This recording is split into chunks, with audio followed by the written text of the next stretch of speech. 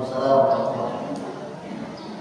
Kan syarat untuk seseorang mencari ilmu itu salah satunya itu cerdas atau zakat.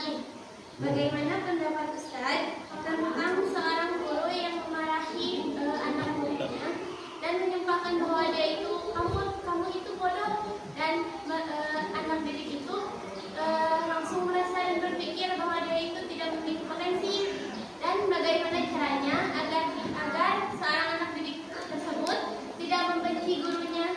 Kan tidak boleh kan membenci seorang guru walaupun setetes saja gitu. Oke. Imam Ghazali selalu bilang seperti ini.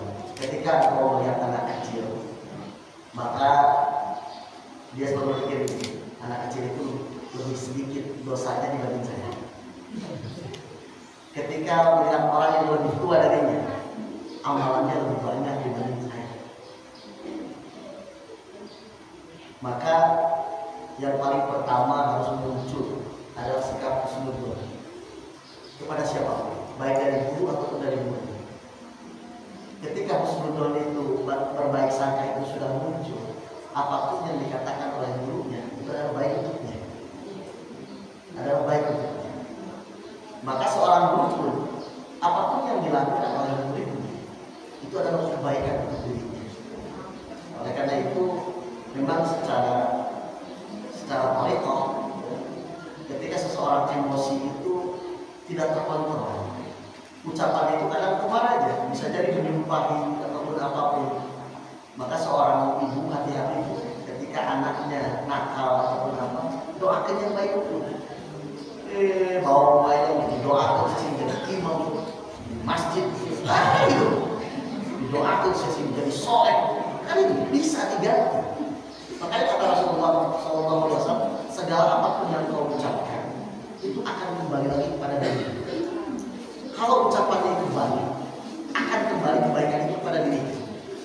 Maka saya dari awal tadi, jangan sampai kalau sampai depresi. Artinya ubah sesuatu keburukan itu dengan kebaikan. Makanya Allah saja ketika memfirmankan bahwa ketika kita sudah berbuat buruk, ikuti dengan apa? Kebaikan untuk menutup itu. Makanya seorang guru ketika marah kepada muridnya, itu dia selalu pada akhirnya dia beristighfar dan mendoakan murid itu, ya Allah, tolong cerdaskan dia, lembutkan hatinya. Cuma kita tidak tahu di belakangnya. Maka yang paling pertama adalah munculkan dulu sikap husnudzon. Kemudian yang kedua, saya selalu diajarkan oleh guru-guru kami ketika di Al-Azhar itu, siapapun yang Anda lihat, doakan. Misalnya gini, saya misalnya di jalan, lihat tukang bakso, ya Allah, sing laku jajanan anak. Ningali tukang tani, ya Allah, si panen nasi barang. Itu setiap apapun yang kau lihat, itu doakan mereka. Siapapun yang kau lihat. Karena apa? Karena kebaikan yang kau buat pada waktu itu akan kembali lagi kepada kita. Jadi mau ningali tetangga juga kulkas hasilnya gitu. Hasil tuyul hasil. Jangan. Munculkan sikap husnudzon. Yang kedua, doakan. Ya Allah, mungkin tadi Ustaz saya marahin karena saya terima saja, sadari saja. Karena yang paling sulit itu adalah menyadari kesalahan sendiri.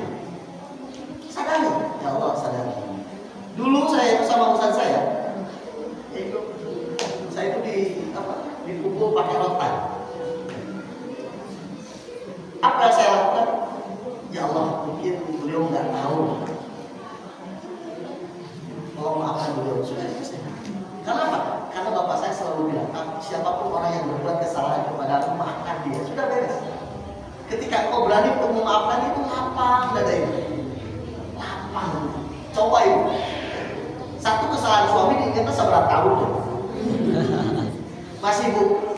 Maka hari ini, ketika suami ibu punya salah, hari ini mulai detik ini, kalau ibu mau lapang, maafkan segala kesalahannya, apapun kesalahannya, dan nggak perlu dibutuhkan.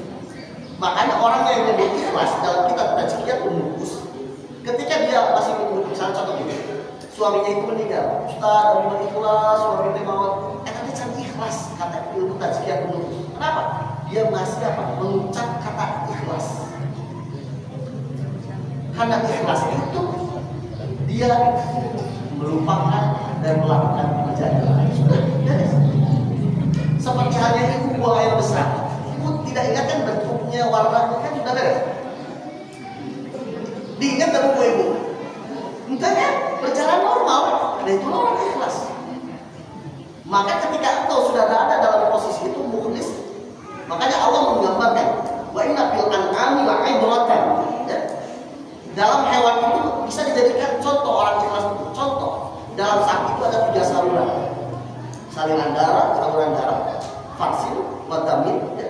Kotoran, darah, labanan khalisan, ya. Labanan khalisan. Tapi 3 saluran ini ketika keluar itu berbentuk susu. Susu ini terbuat dari apa? Darah dan kotoran. Tapi ketika dia keluar, apakah di sana ada kotorannya ketika keluar? Tidak ada. Apakah ada darahnya? Tidak. Itu orang yang ikhlas, tidak pernah melibatkan yang lain. Itu ikhlas. Maka satu tadi tersebut, kemudian yang kedua doakan, dan yang ketiga sadari, bisa jadi kita yang salah.